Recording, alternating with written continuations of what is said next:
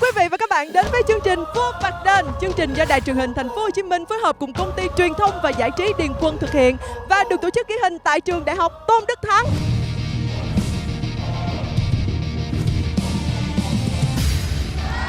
Và bây giờ chúng ta sẽ chào đón hai gương mặt quen thuộc sẽ đồng hành cùng với chúng ta trong suốt chặng đường thi đấu của Vua Phạt Đền với vai trò là người truyền lửa cho người chơi và khán giả theo dõi truyền hình. Xin giới thiệu ban bình luận chuyên môn. Bình luận viên Đình Khôi, bình luận viên hàng đầu của các chương trình thể thao và bóng đá trên kênh HTV7 với phong cách bình luận dí dỏm và đầy tính chuyên môn. Cô nàng xinh đẹp Tú Linh, người dẫn chương trình và khách mời của các chương trình thể thao nổi tiếng. Vâng, xin chào MC Việt Anh xinh đẹp và xin đặc biệt kính chào quý khán giả đang theo dõi chương trình Vua Phạt Đền. Và ngày hôm nay thì Đình Khôi lại tiếp tục rất là vui và hạnh phúc khi được ngồi ở đây truyền lửa cho các đội chơi. Và cùng đồng hành với lại ban bình luận của Đình Khôi thì không thể thiếu được cô nàng xinh đẹp Tú Linh. Xin cảm ơn anh Đình Khôi. Xin được gửi lời chào tới MC Việt Anh và những khán giả của chương trình Vua Phạt Đền. Đến với Vua Phạt Đền thì những thí sinh của chúng ta sẽ có cơ hội được thể hiện bản thân, sống hết mình với tình yêu cùng trái bóng tròn và hãy chờ xem ngày hôm nay thì hai đội chơi thể hiện những gì. Như vậy là bình luận viên Đình Khôi và cô nàng xinh đẹp Tú Linh đã sẵn sàng để cháy hết mình trong trận đấu ngày hôm nay. Nhưng bất ngờ vẫn còn chờ đợi các bạn vì anh xin được bật mí. Đó là sự xuất hiện của hai vị khách mời đặc biệt. Đó chính là đôi vợ chồng Thu Trang và Tiến Luật. Tiến Luật xin chào MC Việt Anh và chào quý vị khán giả. Thu Trang cũng xin chào MC Việt Anh, chào quý vị khán giả. Ngày hôm nay thì rất vui khi anh Tiến Luật và chị Thu Trang có mặt trong chương trình Vua Phạt Đền. Không biết là công việc của anh chị là diễn viên hài, vậy thì các anh chị có đam mê thể thao hay không? Nhất là anh Tiến Luật, anh có xem bóng đá không ạ? Trước thì anh hay xem bóng đá lắm nhưng mà bây giờ thì do cái công việc á cũng ít xem lại. Nhưng mà ở những cái mùa như Euro hay World Cup gì đó là hai chồng cùng coi. Cả chị Trang cũng xem luôn ạ. Thí dụ như mà những cái giải đấu lớn như Euro, World Cup á, thì coi chung với lại ông xã. Và bây giờ chúng ta hãy cùng chào đón các thí sinh xuất sắc nhất của Vua Phạt Đền ngày hôm nay. Trần Văn Quyết, 24 tuổi, sinh viên. Nguyễn Phước Huynh, 34 tuổi, kinh doanh tự do. Lê Thị Ngọc Trân, 20 tuổi, sinh viên. Hồ Việt Trung, 33 tuổi, ca sĩ. Phan Xuân Phi, 27 tuổi, diễn viên kịch. Phạm Hoàng Phúc, 24 tuổi, nhân viên văn phòng. Huỳnh Ngọc Hân, 21 tuổi, sinh viên. Phan Thanh Tân, 27 tuổi, diễn viên hài. Xin mời hai đội chơi. Vâng, rất là sung, rất là hăng máu đúng không? Vậy đầu tiên bây giờ xin mời đội đỏ, chúng ta sẽ giới thiệu về đội của mình. Đội đỏ của mình có tên là Team Đỏ và slogan của đội đỏ là Hey! Còn ở đội vàng, ca sĩ Hồ Việt Trung, đội trưởng của đội có thể giới thiệu về đội của mình. Hồ Việt Trung xin được kính chào tất cả quý vị. Đội vàng của Hồ Việt Trung với tên đội là Mạnh Mẽ 1, 2, 3. Rồi bây giờ chúng ta sẽ đến với thử thách đầu tiên của Vua Phạt Đền ngày hôm nay mang tên vòng so tài. Thách thức mọi giới hạn. Mỗi đội sẽ phải vượt qua 4 chặng thử thách. Người chơi đầu tiên đi vào mê cung để tìm dấu hiệu của chương trình, sau đó trao lại cho người thứ hai. Thành viên thứ hai phải tìm quả bóng có dấu hiệu chương trình, ôm quả bóng chạy qua các bánh xe, rồi vượt qua những chiếc phao tròn để trao bóng cho người thứ ba. Ở chặng 3, người chơi bật nhảy liên tiếp qua các bục dốc, trườn người qua khung lưới và trao bóng cho người thứ tư. Người chơi cuối cùng sẽ phải giữ bóng chạy vượt rào, chinh phục tường phao trơn trượt để đặt bóng vào vương miện. Ngay sau đây sẽ là phần thi của đội đầu tiên, đội với trang phục màu vàng rất là rực rỡ. Các thành viên của đội Mạnh Mẽ là gồm có bạn Trần Văn Quyết là một nam sinh viên khoa kinh tế trường cao đẳng nghề hàng hải. Bạn Lê Thị Ngọc Trân là một bạn nữ duy nhất của đội Mạnh Mẽ. Thì bạn là sinh viên của trường Tôn Đức Thắng, tức là sân nhà của bạn là ở đây nè. Rất là lợi thế.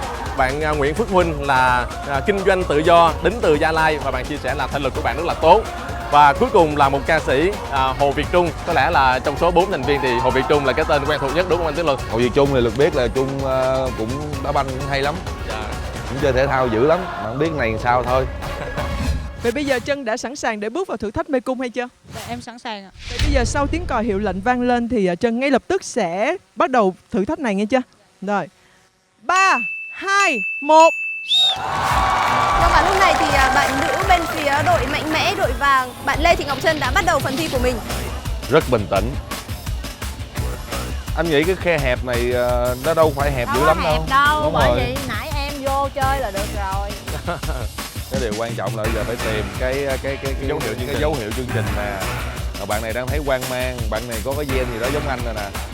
Không định hướng được. Không định hướng. Không định hướng. Nó sẽ bị hoang mang liền, sẽ bị hoang mang chắc chắn 100% là Nhưng mà hoang bạn mang. phải, có lẽ bạn phải đẩy nhanh tốc độ hơn nữa chứ như thế này. Đúng thì rồi, không đó. chậm.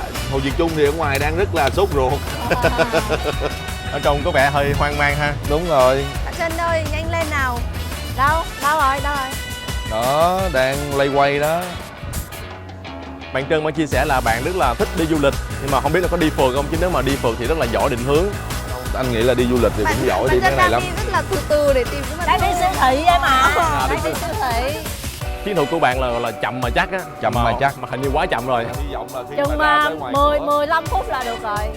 thì hy vọng là khi ra tới ngoài cửa là Chừng 15 phút. ba bạn kia về là vừa rồi. Tốt nữa á. Đó là Hồ Việt Trung xà quá vừa. Xà.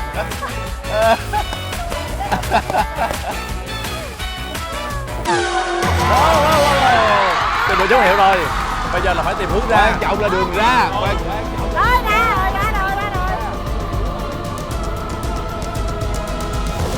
Cái hướng này đúng rồi. Hướng thì đúng rồi. Ê, bậy luôn rồi, bậy à. Bạn tôi. Trung ơi, giải cứu tiểu thư đi Trung ơi. Bạn Ngọc Trân bạn lại đi vào cái hướng mà ngược lại rồi. Không phải. Ai nói phụ nữ tỉ mỉ đâu thấy không? Ai nói phụ nữ tỉ mỉ? Từ từ làm cái gì dữ vậy anh? À, đó rồi. Đứng dậy mới cầu á. Anh bị Trung. Wow. Sau một thời gian chờ đợi, bao nhiêu năng lượng Trung đã tỏa hết vô đây. Hy vọng là Trung tìm được. Chứ còn leo lên thì cũng dễ rồi, quan trọng nè đó, cái này khúc này mới quan trọng nè. Trời ơi, bận bộ đồ chi mà đẹp chứ. Rồi, rối con mắt chắc luôn. Với kiểu này là rất là dễ rối nè. Tại vì tưởng đâu là mỗi trái banh là một màu thì mình còn phân biệt, còn cái này một đống banh mà có một màu một làm sao mà kiếm. Mà cái logo của nó cũng tiệp màu với cả cái trái banh này nữa. Làm sao mà có được. Cái này phải rất là tỉ mỉ. Và phải khoa học nữa, tức là Đúng rồi. phải lựa bóng ra Đúng một rồi, cái phải khúc lựa nào. một bên. Dạ đúng rồi. Một là mình lùa qua một bên rồi mình kiếm bên trái. Hai là mình vừa kiếm mình phải lựa qua, mình quăng bóng qua một bên luôn. Chứ mà anh Việt Trung đang làm hình như là không hợp lý đúng không anh? Không bị rối. Lây quay á. Bản thân mình nhìn vô mình còn rối. Đây là hên xui rồi. Anh Trung chơi chiêu là chiêu hên xui rồi đó. Được ăn cả ngã về không? Đúng rồi. Hy vọng là Trung may mắn. Do một phần là mình chờ đợi quá lâu và cứ nghĩ là thời gian nó gần cạn kiệt rồi, cho nên là cứ nhảy vô rồi xong rồi lại rối lên luôn. Ô kìa, thấy rồi. Wow. Như vậy là đã hơn một chút rồi đó. Hên rồi. Gì vậy? Bị gì Cái này là cái túi lưới để đựng trái banh. Trời ơi. Bình tĩnh không có gì hết. Quan trọng là phải bình tĩnh. Rớt banh lại kìa. Trời ơi, đâu phải muốn qua là qua. Thường thì các thí sinh sẽ cầm bóng ở phía tay trước để mà khỏi bị dướng Đúng rồi, chứ còn thấy đeo là thấy sai rồi đó. đeo là bị dướng cái phao liền. Đó, vậy mới hợp lý nè. Đó nè. Vậy mới hợp lý nè. Chứ không bị dướng cái bụng. Đó là tại vì bị gấp. Trung bị gấp. Rồi từ từ cũng sẽ qua thôi. Từ từ cũng qua. Từ từ cũng sẽ qua thôi. Cố lên Trung ơi. Cố lên Hồ Việt Trung ơi. Dướng cái bóng dướng như vậy. Hay quá trời, rồi lộn ra luôn. Đó. Đó, bạn này mới là lanh lẹ nè. Bạn thứ ba là bạn Nguyễn Phước Huynh, một kinh doanh tự do đến từ Gia Lai.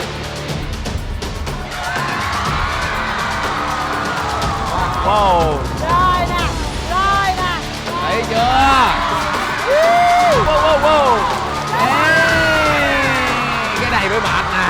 Cái này mới khó nhất là anh Luận. Khó nhất. Hai cái chiến lược đầu tiên chưa khó bằng cái này đâu. Không, cái này khó thiệt. Cái này cực kỳ khó. Nếu mà đeo kiểu này thì rất là khó nhảy lên. Bắt chớn lại lên. Bạn này là thể thao dữ nè, tướng tá luôn, nhìn ngon lắm. Bạn này tên là Trần Văn Quyết. Bạn Quyết là bạn nói là bạn yêu thể thao, đã thi toàn quốc giải tài năng trẻ.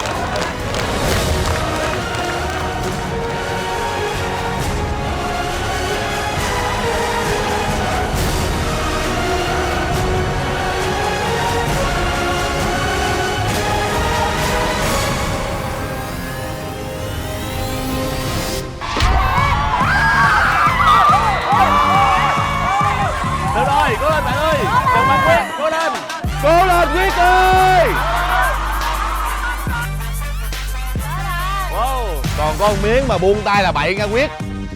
Còn có một miếng nha Quyết ơi. Trơn lắm, tương đối là trơn á, nên là phải cẩn thận. Quá đẹp.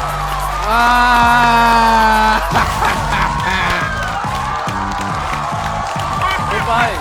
Nhờ Hồ Việt Trung, nhờ cái cú ôm, cú siết thật chặt của Hồ Việt Trung. Lao bớt cái xà bông luôn. Chui xà bông bớt.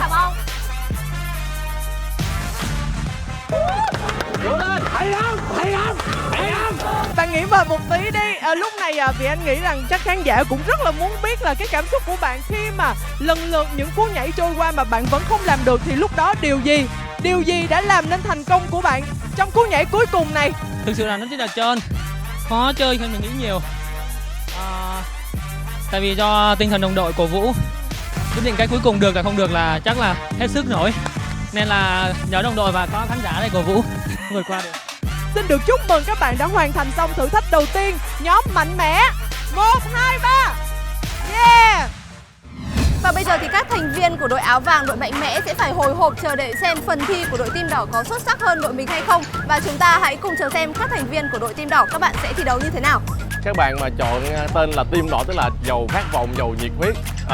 Và bạn đầu tiên của đội Team Đỏ thì cũng là một bạn nữ. Đó là bạn Huỳnh Ngọc Hân, sinh viên Đại học Hoa Sen, học ngành du lịch, 21 tuổi, sở thích là du lịch nữa. Lại nhắc tới từ du lịch là cô lại nghĩ tới cái chuyện là các bạn sẽ định hướng rất là giỏi bởi vì đi nhiều mà. Thì các bạn nữ đội vàng đều đúng là đam mê du lịch đó. Thì có cũng du lịch vòng vòng cũng nó cũng khá là lâu. Hy vọng các bạn này du lịch này thì sẽ làm nhanh hơn, đỡ hơn. Hy vọng là các bạn này thích du lịch thiệt chứ không phải là thích siêu thị. Chứ không phải đi siêu thị. Lúc này thì Hân có áp lực gì hay không? Dạ em hơi có một chút áp lực vì đội vàng vừa hoàn thành rất là tốt nhiệm vụ. Vậy thì bạn cố gắng lên nhé. Rồi 3, 2, 1. Ê, cô gái này rất là nhanh nhẹn. Nhanh hơn hồi nãy. Tôi thấy là Ngọc Hân rất là nhanh trong cái phần thi đầu tiên. Đó, đúng rồi em, bỏ đúng rồi cưng. Đó, bây giờ khỏi cần tìm cái gì luôn, chạy thẳng qua bên kia một đường một luôn. Phải tìm được dấu hiệu. Tôi nói y chang. Tôi nói là quá nhanh nhẹn, quá nhanh luôn. Nhưng mà cái gì quá cũng không tốt hết, muốn nhanh là phải từ từ. Không, nhưng mà em nghĩ là phải nhanh trong phần thi này. Nhưng mà cái logo của chương trình rất là đẹp với cái màu của bức tường, nên là nếu mà nhanh là sẽ đi qua luôn. Nhưng mà nhanh chân nhưng mà phải nhanh mắt, đúng không? Chứ không phải là... Gọi là nhanh chân nhanh mắt. Đúng rồi. Còn mà nhanh chân mà mắt không nhanh là cũng mệt lắm. Đã tìm được rồi. Vừa nói là tìm được ngay. Thanh Tân lên tiếng, Thanh Tân đã lên tiếng. Ngọc Hân cố lên. Rồi ra rồi. Đi đúng hướng của Thanh Tân rồi. Đúng hướng ra rồi. Chưa sai rồi. Sai rồi. Ủa nãy quẹo vô đúng rồi mà ta. Hồi nãy ba la hay lắm mà ba làm một phát một ra luôn. Xong có ba đi quay lại, ba đi kiếm xong rồi đi lay quay luôn. Đó mới là vấn đề đó. Vấn đề là ở đó. Đúng quá rồi. Cô gái này rất là nhanh nhẹn. Đây Thanh Tân. Đúng là dân du lịch nè. Thanh Tân là thành viên đã từng thi đấu trường Tiểu Long, đội của chính chị Thu Trang Anh Tiến Luật luôn. Bây giờ dìm hàng hai cổ vũ vậy. Nói chung là thấy cái tướng mập quá leo lên là thấy rồi mệt mỏi rồi nè. Không biết là Có chui qua cái đó. Ông ngựa cắt rồi.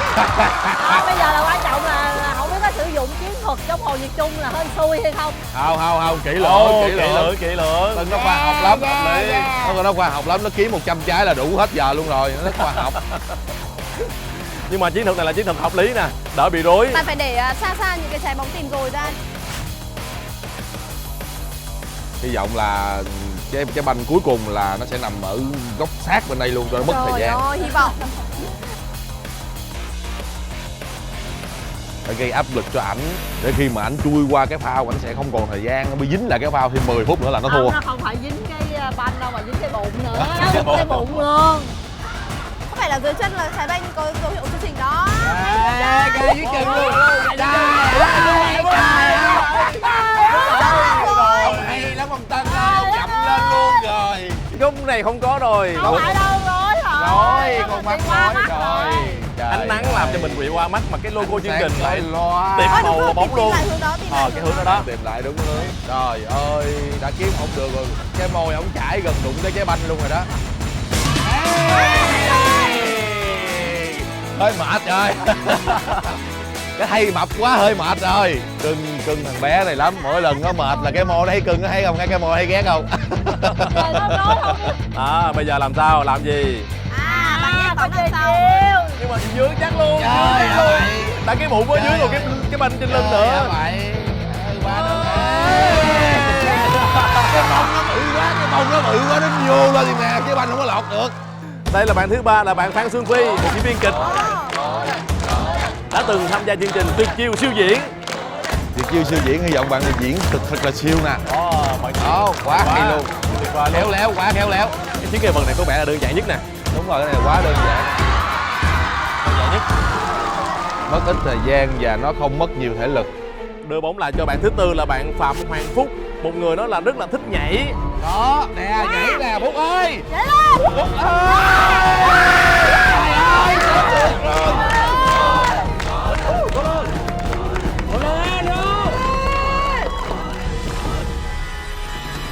Đúng là bạn rất là thường xuyên, mỗi ngày bạn tập nhảy nên là bạn có kỹ năng để bật những cú nhảy. Vấn đề ở đây không phải là bắt chấn sao mà vấn đề phải khéo, khi mà cái vô sát là mình phải bật lên được á. Đúng rồi.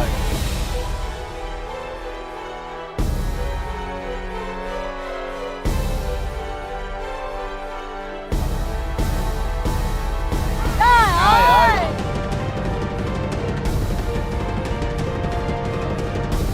Bắt đầu hay nạn chí anh Hùng rồi. Bạn rất là cố gắng nhưng mà cú dậm nhảy đầu tiên vẫn chưa tốt. Thích nhảy là một chuyện mà nhảy được hay không là một chuyện khác.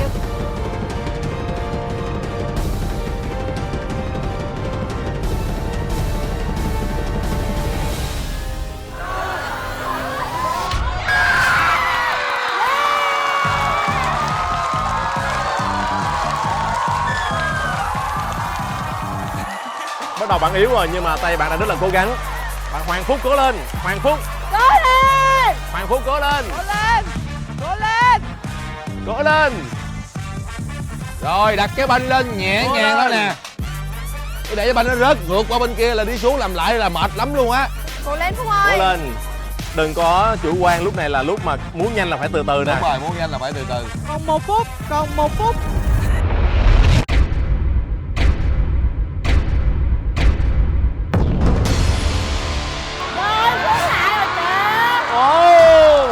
Xuống lại rồi.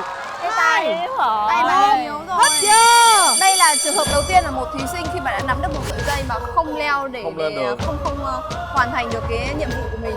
Đúng là đây là lần đầu tiên mà mới thấy được một bạn như thế mà rõ ràng bạn cũng đã mất rất là nhiều sức rồi. Đúng rồi. Như vậy là đã hết thời gian rồi. Quá 12 phút giới hạn của chương trình. Lúc này bạn có muốn chia sẻ điều gì với chương trình hay không? Thử thách này như thế nào đối với bạn? Thử thách này cũng rất là khó. Nhưng mình nếu làm lại lần nữa lúc mà còn bình thường mình sẽ làm được. Tại mình chưa có kinh nghiệm trong này. Mình hãy dành cho chàng trai này một tràng pháo tay.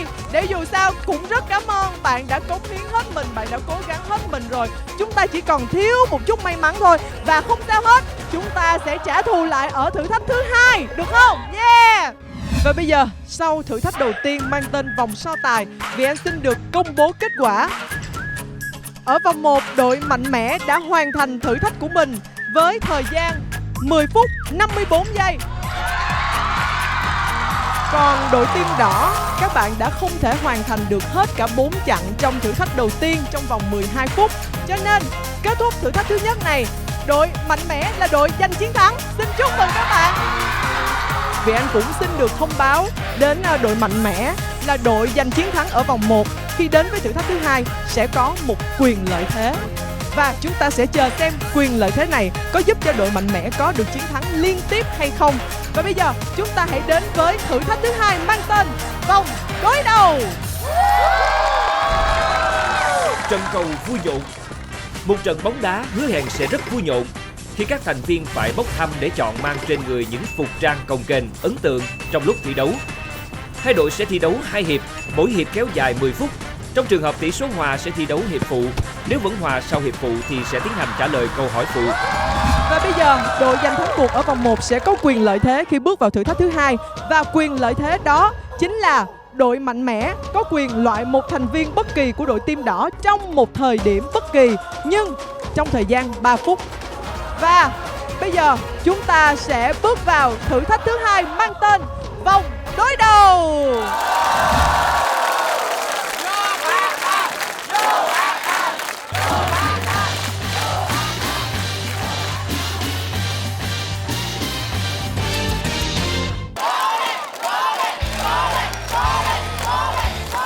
Và như vậy là trận đấu đã được bắt đầu. Trận đấu đã được bắt đầu. Trời ơi, xém vô. Chút nữa thì có bàn thắng cho đội team đỏ. Có cái cặp kia kìa, có cặp hai người ba chân mà hai người hai đội khác nhau đá xong chắc yêu nhau luôn á. Đó, ôm nhau luôn thấy không? Hứa với anh một câu sẽ đi trọn tới cuối con đường đến khi Hai người đó thì chắc là chỉ có kéo nhau thôi chứ cũng không tham gia được trận đá banh đúng không? Gấu bông. Gấu bông Phước Huynh, tiến Phước Huynh. lên nè. Phước Huynh nhìn gấu bông là thoải mái nhất ha. Và bây giờ trời ơi. Only you can do make all this way. Chân vịt té lụng cụm luôn. Ở trận đấu này thì đội thắng ở vòng 1 là đội mạnh mẽ sẽ có một quyền lợi thế, đó là sẽ được loại một thành viên bất kỳ bên đội đỏ trong vòng 3 phút. Loại Thanh Tân đi, bởi vì Thanh Tân là một cầu thủ năng khiếu của quận Tân Phú ngày xưa đó. Wow, đúng là anh Thanh Tân là có năng khiếu bóng đá thật nha.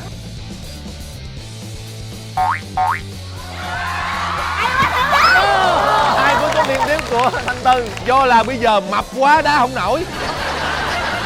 Không, để một bạn nữ bên đội về kéo coi với lại bạn kia được. Bên kia là bị mất lợi thế, là để bạn nữ kéo coi với một bạn nam thấy thua rồi đó.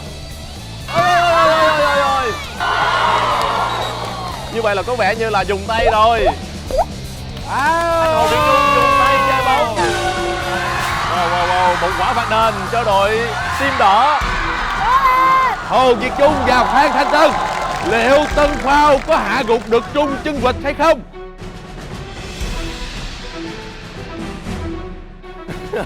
Đang đối mặt với nhau phạt đền. Good. Và cuối cùng Trung chân vịt đã thất thủ với Tân Phao.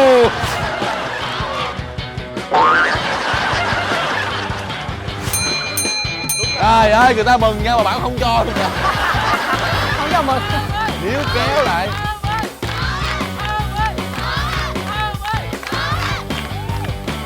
Wow, cơ hội để gỡ qua đây, cú sút. Cơ hội để gỡ qua đây, cú sút.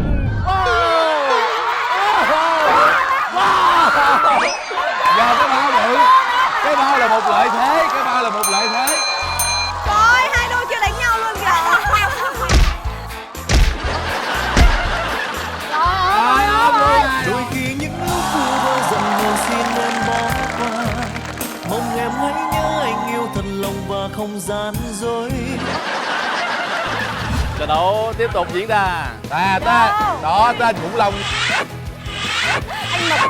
Anh mập quá. Bây giờ là đội mạnh mẽ vẫn đang hết sức là điềm tĩnh. Chỉ cần rút được bóng thôi là đội team đỏ ghi bàn. Vẫn quyết liệt ôm nhau. Như vậy là dù đội mạnh mẽ có được lợi thế loại người nhưng mà ở phần bốc thăm chướng ngại vật thì Đội đỏ lại đội đỏ lại là Trời ơi. Yeah.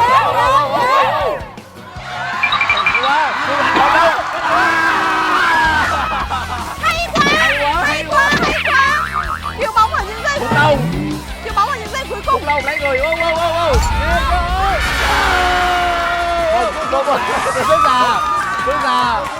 Xuất xa mới là lợi hại, mới ăn được bóng bóng đó. Anh Khủng Long hay quá.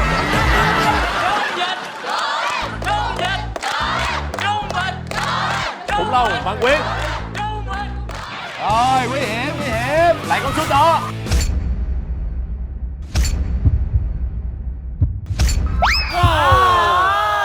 Lại chọn đúng cái tình huống như đúng hồi nãy. Khủng Long bạn quyết định sút chứ không truyền. Rồi chắc ngã quá, rồi chắc có thể là ngã rồi.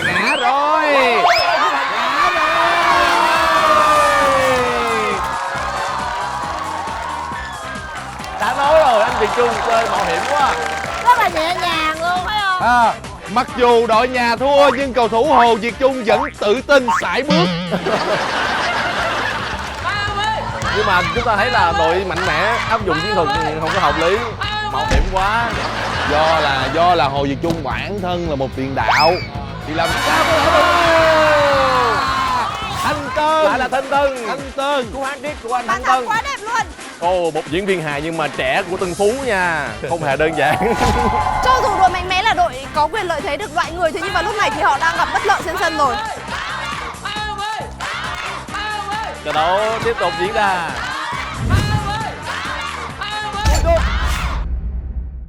Cú sút rất là cao. Bàn thắng cũng rất đẹp. Quá đẹp anh Phúc Huynh.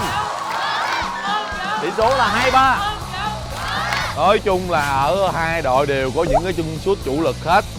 Và hiện tại bây giờ thì thấy đội của Hồ Việt Trung đang chiếm phần lợi thế, bởi vì bạn Khủng Long và bạn ôm một con gấu là từ nãy giờ tôi thấy sút rất là nhiều. Bên đội Team Đỏ bị mất một bạn nam bị chơi cái trò đó rồi kìa. Mất bạn nam do lo mãi yêu đương.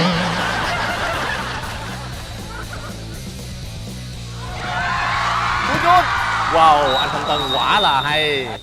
Như vậy là hiệp 1 khép lại 3-2 nghiêng về cho đội Team Đỏ. Kết thúc hiệp 1 thì đội Team Đỏ đang tạm dẫn với tỷ số là 3-2. Thế nhưng ở hiệp 2 thì đội mạnh mẽ sẽ sử dụng quyền loại người của mình và không biết là đội mạnh mẽ sẽ quyết định là chọn thành viên nào. Nếu như mà Trang loại Thanh Tân đó. Ghi 3 bàn đúng không? Từ đầu trận đấu tới bây giờ chỉ thấy Thanh Tân toàn là sút không. Cho nên là nếu mà loại Thanh Tân thì mình sẽ loại được cái mối nguy hại rất là lớn. Nói chung là thấy cái tướng mập quá leo lên thấy là mệt mỏi rồi nè.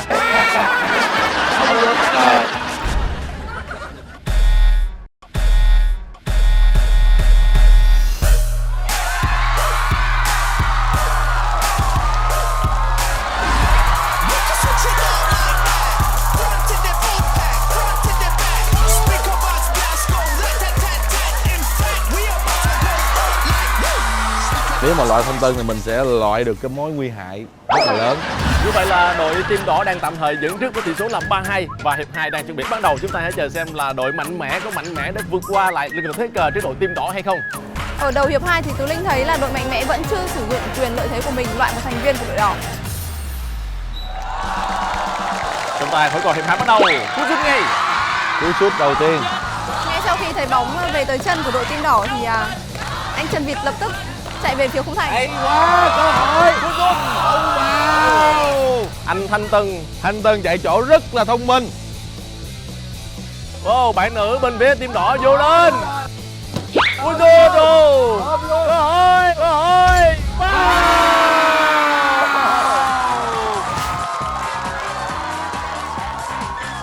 Bàn thứ tư của anh Thanh Tân. Tuyệt vời. Anh có thấy là cái việc mà không loại người sai sót không? Đúng rồi, có lẽ bắt đầu sai rồi đó. Bởi vì nếu mà thua nhiều quá thì đâu có tinh thần để gỡ đâu. Thanh Tân vẫn là cầu thủ sáng nhất của đội Team Đỏ. Cầu thủ môn bây giờ bắt đầu có được. Rất là căng thẳng, là kịch tính rồi. Tại sao tới lúc này khi bị dẫn tới 2 bàn thắng rồi mà đội mạnh mẽ vẫn chưa loại người? Hy vọng là gần Thanh cuối Tân. hiệp. Đó là Thanh Tân. Quá khéo. Thanh Tân tiếp, bóng liên tục dồi cho anh Thanh Tân. Nhưng lúc này thì gấu bông cũng đã lùi về anh Phúc Huynh.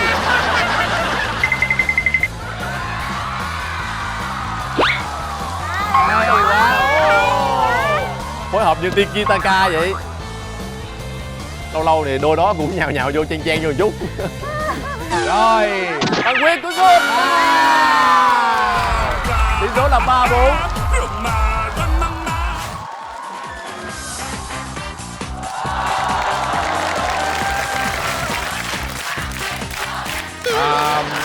Hồ Việt Trung có vẻ là đội trưởng của bên đội mạnh mẽ. Đang làm gì đó? Anh Cổ Bông đang làm gì đó? Anh Cổ Bông đang muốn truyền bóng cho anh Khủng Long. Đang tính Không ai hiểu ai hết, không ai hiểu ai. Cho nên tôi hy vọng là hai người đứng với nhau tới cuối giờ luôn.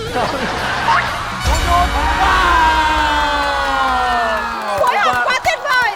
Một pha đệm bóng cận thành. Anh Phước Huynh đã đánh lừa được anh Thanh Tân rồi. Và Khủng Long Văn Quyết ghi bàn 4 đều. Hay da, bây giờ là lợi thế là lúc này mà đội team đỏ bị loại một người nữa thì sao ta? Đội Thanh Tân đi.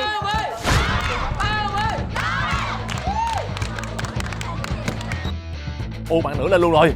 Lên luôn.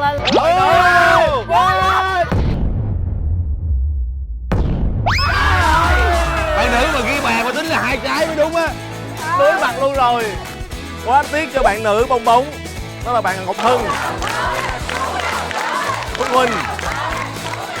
Khủng Long Văn Quyết. Khủng Long.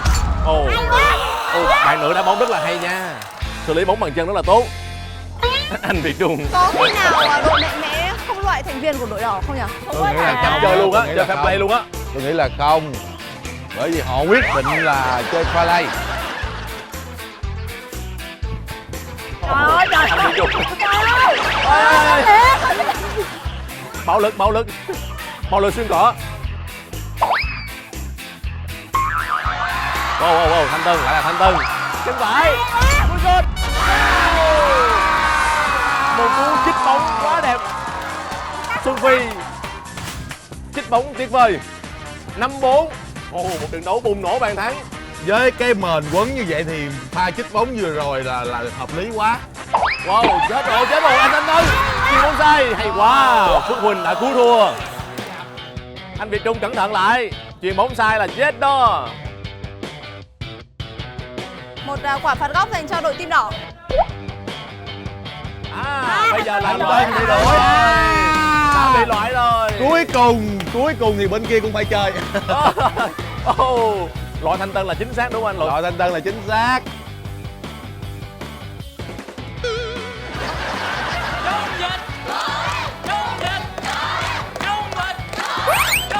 Tôi tin là đội áo vàng sẽ thắng.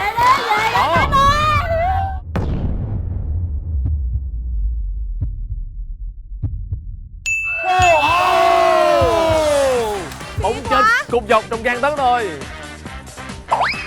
Đừng nôn nóng. Kéo dài thời gian đi đội áo đỏ. Anh Việt Trung bắt đầu lên luôn rồi. Anh Việt Trung nãy giờ truyền sai nhiều lắm nha. Cái chân vịt khó truyền lắm. Bây giờ không biết truyền cho ai luôn. Ngọc Hân. Hai người bị nhất trên sân. Bạn nữ áo vàng quá hay. Bạn nữ áo vàng rất là chơi rất là quyết liệt. Ổng luôn rồi. Bê luôn.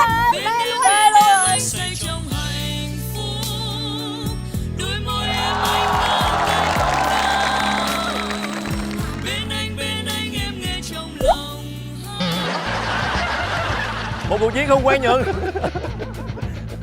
Đã có màn đấu vật ở trên sân. Wow, anh Việt Trung. Anh Việt Trung.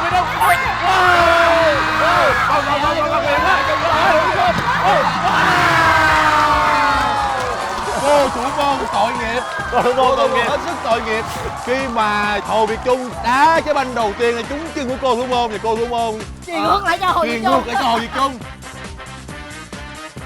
Thử thách nữa đi. Thử thách luôn Việt Trung. Tôi thách luôn. Là vào lúc này thì 3 phút sắp hết rồi.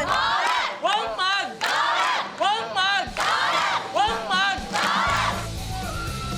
Cố tận dụng lợi thế đi đội mạnh mẽ. Phước Huynh. Lại tiếp tục là Phước Huynh. Tỷ số đang là 5 đều.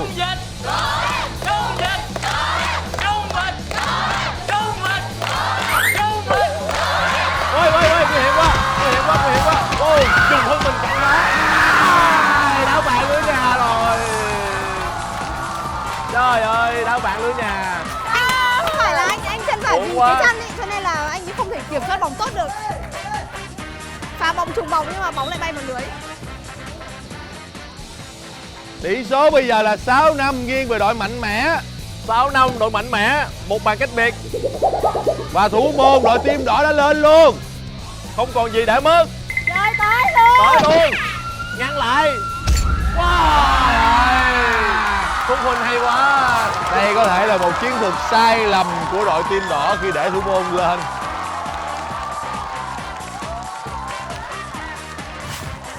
Anh Thanh Tân trở lại rồi. Thời gian vẫn còn nhiều. Ủa, nó vô lại hả? Vô lại rồi, vô lại rồi. Phao và gấu đang đụng nhau. Cố lên Thanh Tân ơi. Thời gian bây giờ chỉ còn tính bằng giây thôi. Cạn dần. Liệu là cứ 5 giây Thanh Tân có thể ghi một bàn hay không?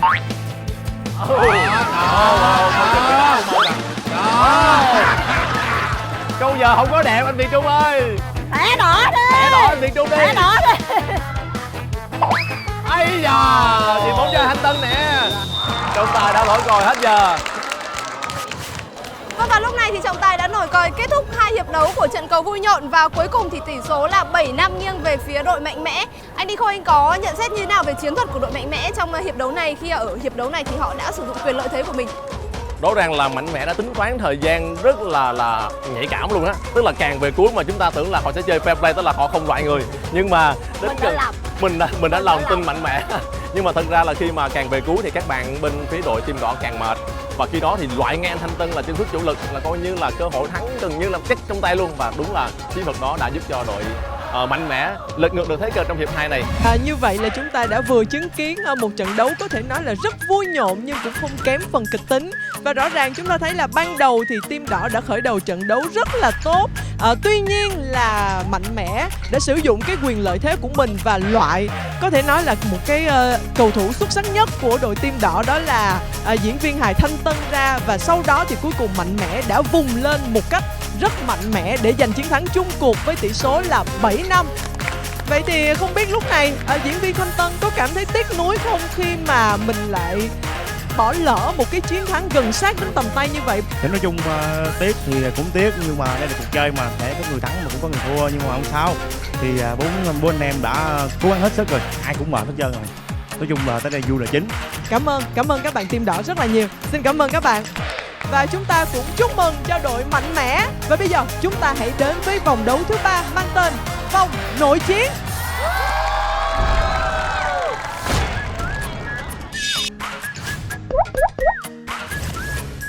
Người chơi sút bóng xuyên qua 10 tấm chắn. Mỗi tấm chắn tương ứng với 1 điểm. Cự ly sút của thí sinh nam là 5m, còn của nữ là 3m. Sau 3 lượt sút, 2 người chơi có điểm thành tích cao nhất sẽ giành chiến thắng. Đây được coi là một trong những phần thi khó nhất của vua phạt đền, và chúng ta hãy xem thành viên đầu tiên, bạn Hồ Việt Trung sẽ sút được bao nhiêu tấm giấy. Trung sẽ có lợi thế ở cái lần sút này, bởi vì Trung là một tiền đạo.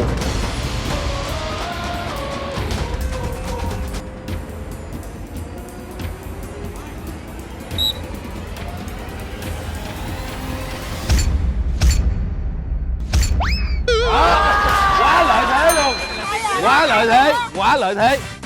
Cái đôi chân vịt đã ám ảnh Hồ Việt Trung. Chắc là anh quen đá chân vịt rồi đó. Thậm chí là anh ấy đã không đá vào có vẻ là Hồ Việt Trung bị căng thẳng.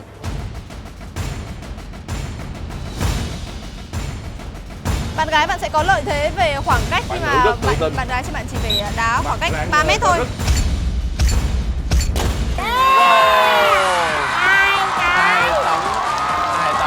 Đã hơn Hồ Việt Trung. Bạn Ngọc Trân. Bạn Ngọc Trung thua. Vâng, như vậy là ở lượt sút đầu tiên thì bạn nữ Ngọc Trân đã có cho mình được 3 điểm, và chúng ta hãy cùng chờ đợi cú sút thứ 3 của bạn Nguyễn Phước Huynh.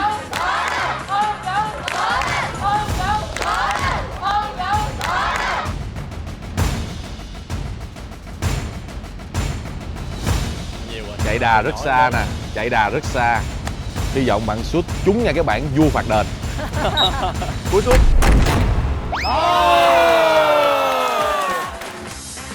Chém trúng cái bảng vua phạt đền rồi. Những ông đàn ông thì lúc nào cũng muốn là chinh phục hết tất cả các tấm giấy, cho nên cuối cùng thì cái chị phụ nữ sẽ là người chiến thắng. Ai cũng muốn thể hiện tôi sẽ xuyên thủng hết, ai cũng xuyên thủng hết. Cuối cùng bà kia bà xuyên thủng có 3 tờ 3 thắng. Là biết tự lượng sức mình hơn không? Tự lượng sức mình. Và người cuối cùng thực hiện lượt sút đầu tiên đó chính là bạn Trần Văn Quyết, và bạn nam hồi nãy mà đeo cái con khủng long màu xanh đó, anh Biến Lực và chị Thu Trang.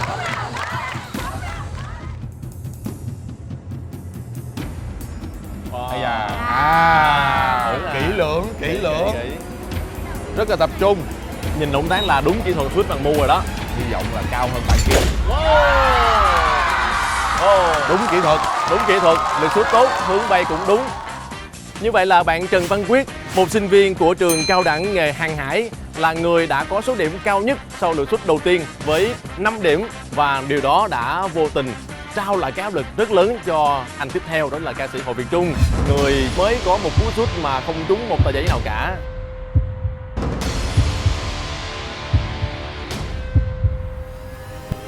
Có vẻ là khá căng thẳng. Cú sút.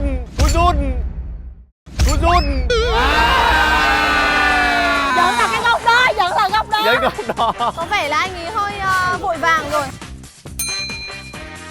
Không biết bên góc đó có ai. Ngọc Trân, các bạn có vượt qua số điểm 3 của mình không? Ngọc Trân. Cú sút. Đó, thấy chưa? Được chưa Trung ơi? Có lẽ là cũng sẽ là 3 tấm giấy nữa. Trân có rút được điểm nhưng mà cái hướng sút bóng thì có vẻ là không thuận lợi cho lắm. Nói chung là sau 2 lượt sút thì ca sĩ Hồ Việt Trung tương lai rất là sáng lạng. Ở lượt sút thứ nhất thì cả bạn Phúc Huynh và cả anh Hồ Việt Trung đều sút trách sang góc phải và bóng bay ra ngoài. Không biết ở lần này thì bạn Phúc Huynh, bạn có rút kinh nghiệm được cho mình không?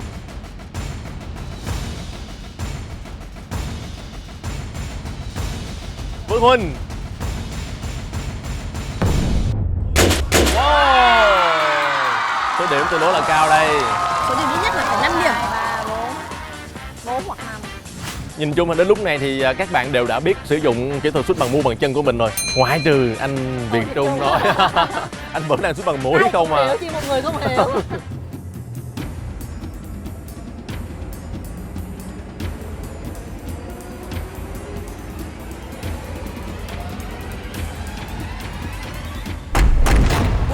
Cú sút. Wow. Lực sút vẫn là tốt rồi đó, nhưng mà cái hướng sút vẫn bị chết lên. 1, 2, 3, 4, 5. Lực 3 mà chỉ cần 2 bạn đầu đá không bằng 5 điểm là coi như là 2 bạn kia khỏi cần đá nữa, vô luôn, khỏi cần sút. Như vậy là đây là lượt sút cuối của ca sĩ Hồ Việt Trung, và anh phải cần ít nhất là từ 5 điểm trở lên thì mới hy vọng đi tiếp vào vòng cuối cùng.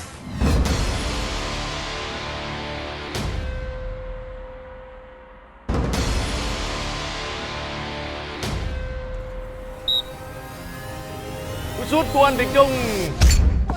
Lần này là chúng không tính được cái giấy thứ hai, nó bị xúc ra và nó cản cái lực banh. Không, sút xong rồi nó mới rớt. Lần này thì trái banh cũng đã đi trúng đích, nhưng mà số điểm mà anh có được có lẽ là không nhiều. Vâng, cho dù ở lượt sút cuối cùng này thì cú sút của anh đã đi trúng đích, nhưng anh chỉ đạt được 3 điểm, và như vậy là anh Việt Trung đã là người đầu tiên sẽ bị loại. Rất là tiếc cho thủ môn chân vịt anh Hồ Việt Trung. Tiếp theo sau đây sẽ là lượt sút cuối cùng của bạn Ngọc Trân, và đây cũng là lượt sút quyết định.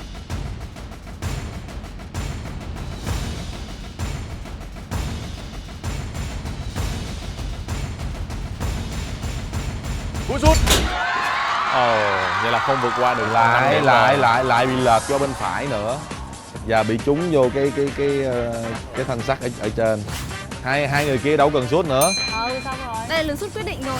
Rất là tiếc cho bạn Ngọc Trân, dù ở cả 3 lượt sút thì bạn đều có điểm nhưng số điểm lại không vượt quá được con số 5. Như vậy là chúng ta đã xác định được 2 thành viên của đội Mạnh Mẽ sẽ bước vào vòng cuối cùng. Đó là bạn Văn Quyết và bạn Phước Huynh. Xin được chúc mừng hai bạn. 2 chân sút xuất sắc nhất của chúng ta trong ngày hôm nay đó chính là anh Huynh và bạn Quyết. Xin chúc mừng hai bạn. Và rất đáng tiếc là chúng ta phải chia tay với ca sĩ Hồ Việt Trung và bạn Trân ở đây. Ở lúc này anh Trung có muốn chia sẻ điều gì đến với chương trình hay không ạ? Xin được cảm ơn chương trình đã cho Hồ Việt Trung được trải nghiệm một ngày tham gia những cái trò chơi mà mình cũng chưa được chơi bao giờ. Thì phải nói là xin được cảm ơn và xin được chúc hai bạn lọt vào vòng trong sẽ chiến thắng. Xin cảm ơn nhiều. Và bây giờ chúng ta sẽ đến với vòng đấu quyết định. Đó chính là vòng phạt đền. Đây là thử thách cam go dành riêng cho 2 chân sút xuất sắc nhất. 2 người chơi sẽ đá luân lưu.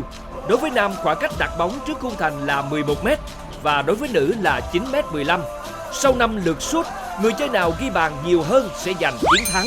Nếu kết quả hòa thì tiếp tục đá luân lưu đến khi một người thực hiện thành công, còn người kia đá hỏng thì loạt luân lưu sẽ kết thúc. Và bây giờ Việt Anh rất vinh hạnh khi đứng kế bên Việt Anh lúc này là hai chàng trai, hai chân sút xuất sắc nhất của vua phạt đền ngày hôm nay. Xin giới thiệu đến quý vị, đó chính là Văn Quyết và Phước Huynh. Và ở vòng đấu quyết định vòng phạt đền này thì đối thủ lớn nhất của hai bạn chính là Tấn Trường, cựu thủ môn đội tuyển quốc gia Việt Nam.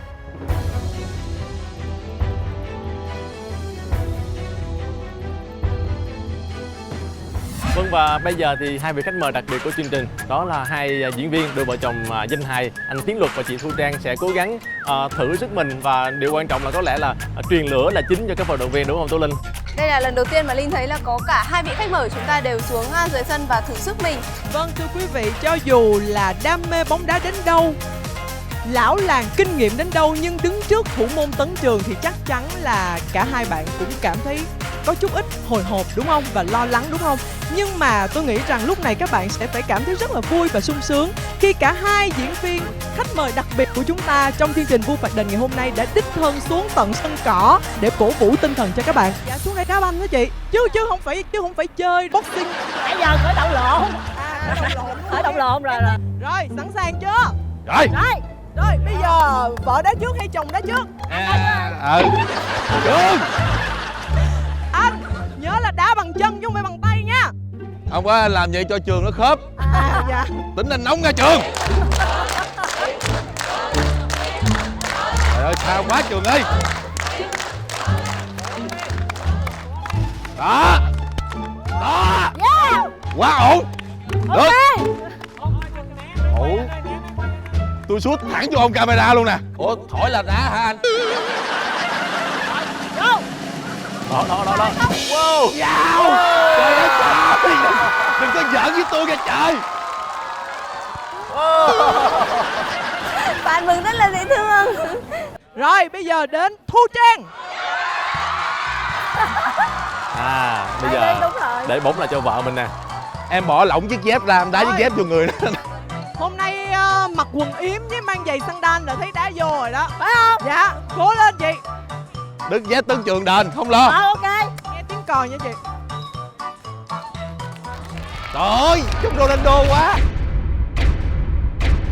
Ok. Đánh lừa. Anh Tấn Trường, anh bị lừa kìa. Làm thêm lần nữa là bị đuổi luôn á.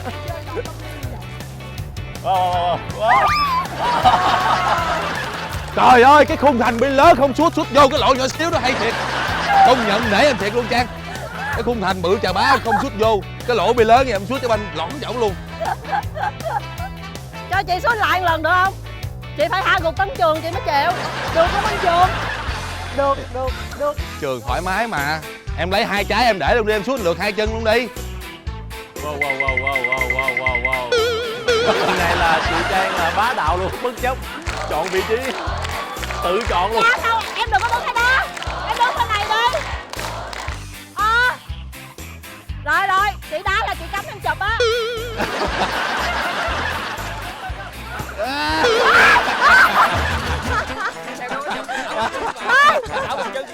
Bữa em làm chi? Rồi, cảm ơn Thu Trang rất là nhiều.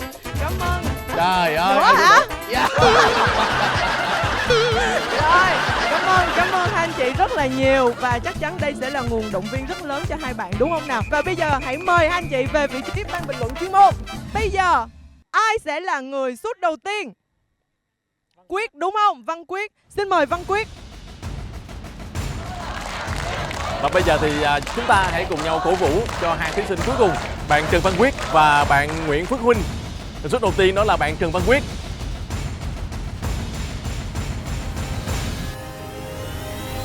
Cú sút của Quyết vào. Tuyệt vời. Bạn Quyết rất là tự tin Rất là tự tin. và khá là nhanh, khá là quyết đoán. Bạn đánh lừa được thủ môn Tấn Trường luôn, không phải chuyện dễ đâu. Bạn Văn Quyết thì có tên rất là giống với lại một tuyển thủ quốc gia Việt Nam. Có lẽ là bạn cũng rất là thần tượng những tuyển thủ quốc gia. Nhưng mà với anh Tấn Trường thì bạn sẽ không bao giờ bỏ qua cơ hội cho anh Trường chụp được đâu.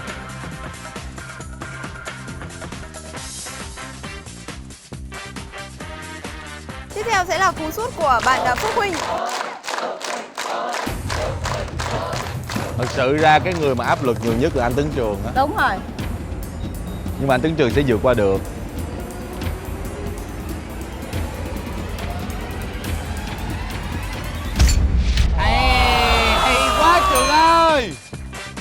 sút này thì không có vẻ gì là khó lắm đúng không?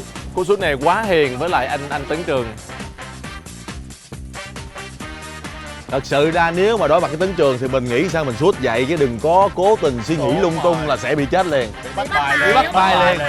Càng nhìn Tấn Trường lâu thì càng dễ bị bắt bài, bởi vì kinh nghiệm của Tấn Trường quá đỉnh rồi. Văn Quyết có vẻ không căng thẳng.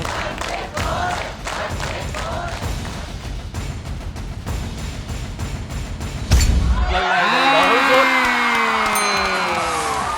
Cái cách chạy của bạn Quyết là đã đánh lừa được Tấn Trường rồi. Rất là hay. Và trong cái cú sút thì bạn ấy không do dự. Bạn ấy Đúng chạy rồi, dứt khoát. Nghĩ cái góc đó là chạy tới sút dứt khoát góc đó luôn. Thật sự ra ở cái cự ly này nếu mà mình sút chuẩn sút đúng là thủ môn rất là khó chụp. Rất là khó chụp. Quan trọng là cái tâm lý ban đầu. Đây là lượt sút thứ 2 của bạn Nguyễn Phước Huynh. Hãy chờ xem là lượt này bạn có thành công hay không. Một nhân viên kinh doanh tự do đối đầu với một cầu tuyển thủ quốc gia Việt Nam.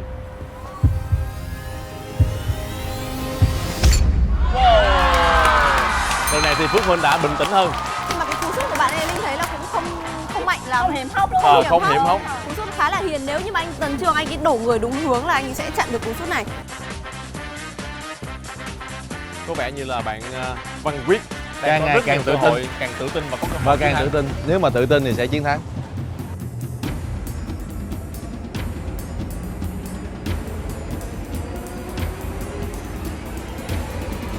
Bạn rất tập trung, lần này lại cũng là một Tấn Trường lần này lại đúng hướng. Lần này thì anh Tấn Trường đoán được ý đồ, nhưng mà cú sút của bạn thì lại quá khó. Bạn cũng đã đổi hướng cái cú sút của mình so với cú sút thứ 2 rồi đấy. Nhưng mà phải công nhận là bạn ấy sút rất là quyết đoán đấy. Đúng rồi.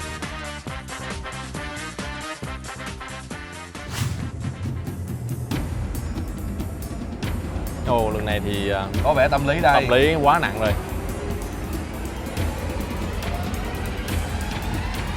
Cú sút.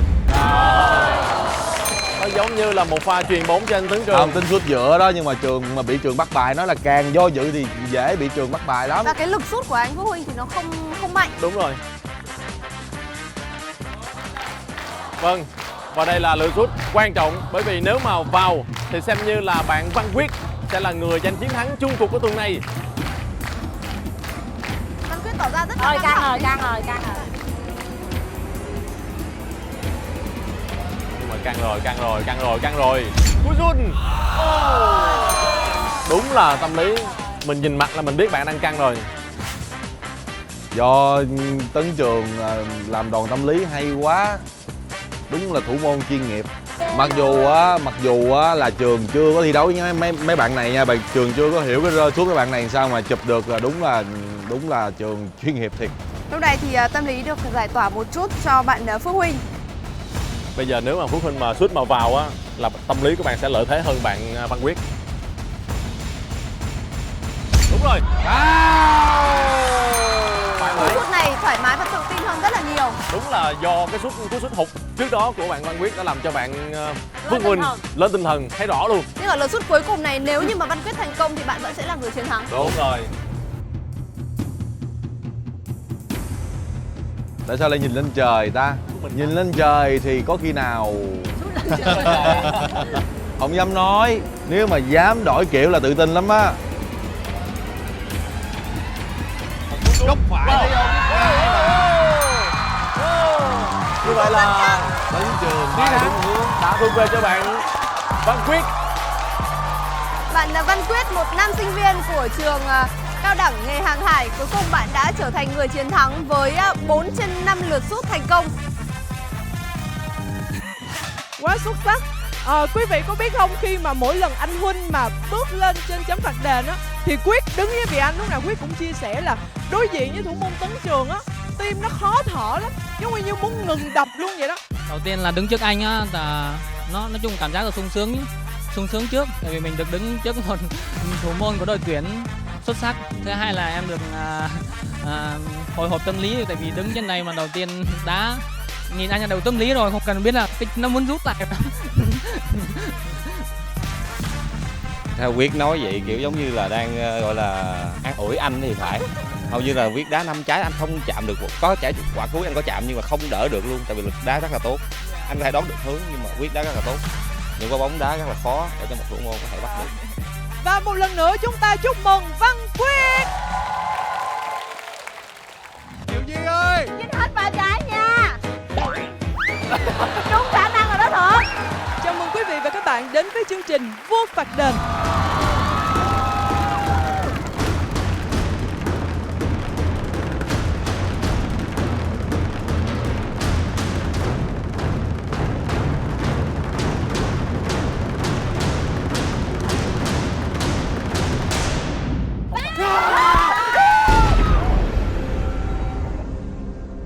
gia đình là số 1. Viết mới được đi, hiểu chưa? 2 câu mới nữa và giải nhất đã thuộc về cô Nguyễn Thị Minh Âu. Mẹ nói với anh là ăn khoai lang không bao giờ mập. Béo phì. Trời ơi trời. Cô sinh ra 2 đứa con tốt hơn 2 đứa con của mẹ luôn đó mẹ. Anh siêu như vậy anh mới đứng nhất lớp, chứ bây giờ anh muốn bét lớp nhanh cũng khó nữa. Một gia đình siêu cấp với những tình huống cười bất chấp. Em ruột của con. Ba là cái gì của con? Chồng của mẹ con. Tao là cái gì của mày kia? Mẹ con đẻ ra nó là em ruột con. Nhưng cũng đầy cảm xúc. Mẹ thương cô quá. Vợ tuyệt vời của ai? Gia đình là số 1, phát sóng từ thứ 2 đến thứ 5 hàng tuần lúc 19h50 trên HTV7 kể từ ngày 18 tháng Giêng năm 2017. Vâng thưa quý vị, như vậy là chúng ta đã tìm ra chân sút xuất sắc nhất vua phạt đền của chương trình ngày hôm nay. Đó chính là bạn Văn Quyết. Và với chiến thắng này thì bạn đã giành được phần thưởng có trị giá là 30 triệu đồng. Xin chúc mừng bạn. Xin chúc mừng Văn Quyết, bạn đã chơi rất xuất sắc. Và chúng ta cũng không quên gửi lời cảm ơn đến anh Phước Huynh. Xin cảm ơn anh Phước Huynh đã tham gia với chương trình. Và chúng ta sẽ còn gặp lại chàng trai Văn Quyết trong trận chiến cuối cùng ở tập đấu gala. Và Văn Quyết sẽ còn có cơ hội nhận được những giải thưởng vô cùng giá trị hơn nữa. Và thưa quý vị, đến đây thì chương trình Vua Phạt Đền do Đài Truyền hình Thành phố Hồ Chí Minh phối hợp cùng Công ty Truyền thông và Giải trí Điền Quân thực hiện xin được khép lại tại đây. Chúng ta sẽ gặp lại nhau vào 21h30 tối thứ 6 hàng tuần trên kênh HTV7. Còn bây giờ xin chào và hẹn gặp lại.